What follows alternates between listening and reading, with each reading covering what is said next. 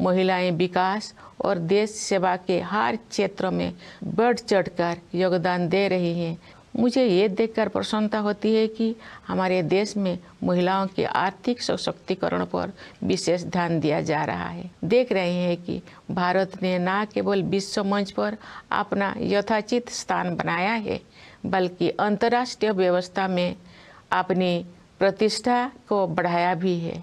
भारत ने अंतर्राष्ट्रीय मंच पर अग्रणी स्थान बनाया है तथा G20 देशों की अध्यक्षता का दायित्व भी संभाला है।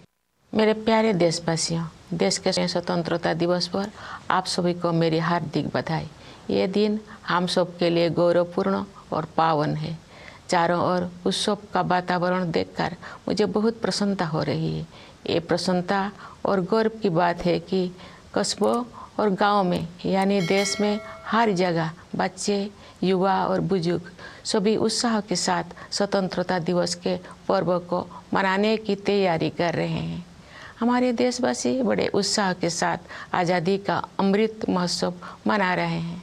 स्वाधीनता दिवस का उत्सव मुझे मेरे बचपन के दिनों की याद भी दिलाता है। अपने गांव के स्कूल में स्वतंत्रता दिवस समारोह में भाग लेने की हमारी खुशी रोके नहीं रुकती थी। जब त्रिरंगा फहराया जाता था तो हमें लगता था जैसे हमारी शरीर में बिजली सी दौड़ गई हो। देशभक्ति के गौरव से भरे हुए हृदय के साथ हम सब राष्ट्रीय ध्वज को सलामी देते थे तथा राष्ट्रगान गाते थे।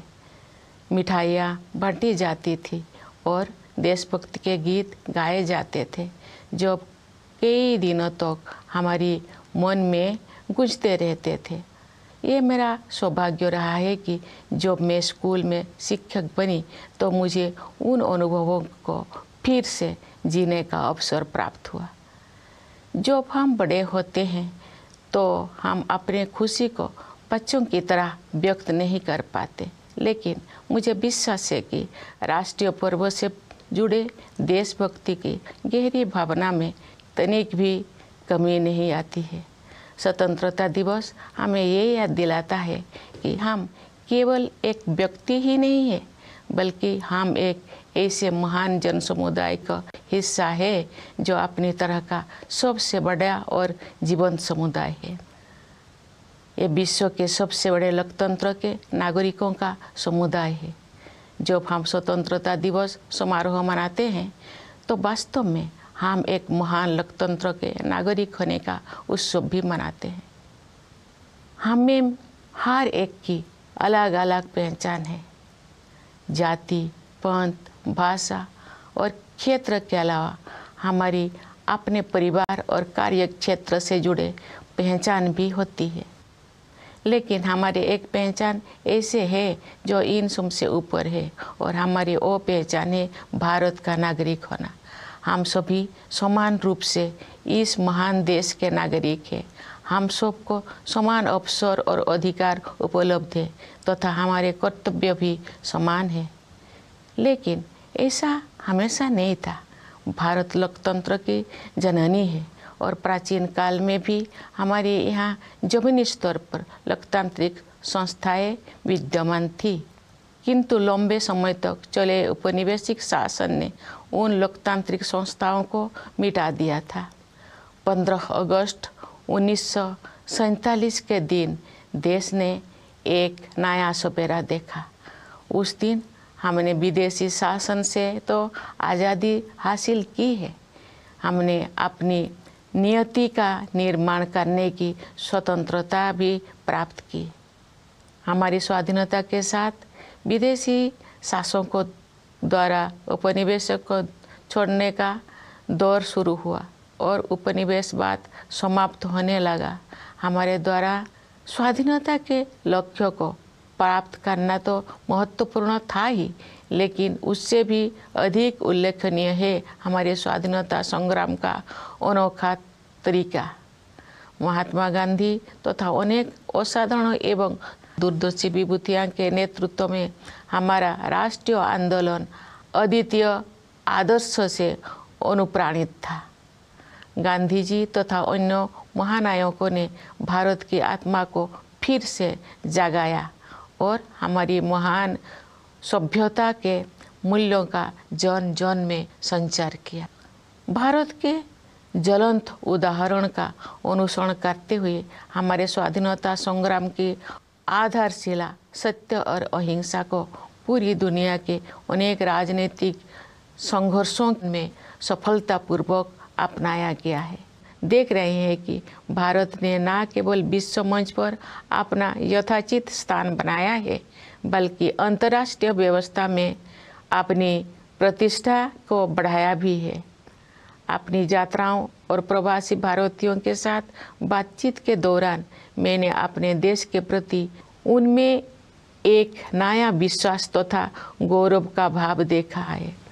भारत पूरी दुनिया में विकास के लक्ष्यों और मानवीय सहयोग को बढ़ावा देने में महत्वपूर्ण भूमिका निभा रहा है। भारत ने अंतर्राष्ट्रीय मंच पर अग्रणी स्थान बनाया है तथा G20 देशों की अध्यक्षता का दायित्व भी संभाला है।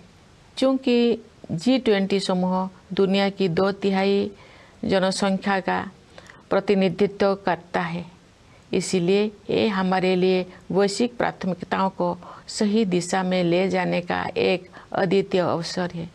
G20 की अध्यक्षता के माध्यम से भारत व्यापार और वित्त के क्षेत्र में हो रही निर्णयों को न्याय संगत प्रगति की ओर ले जाने में प्रयासरत है।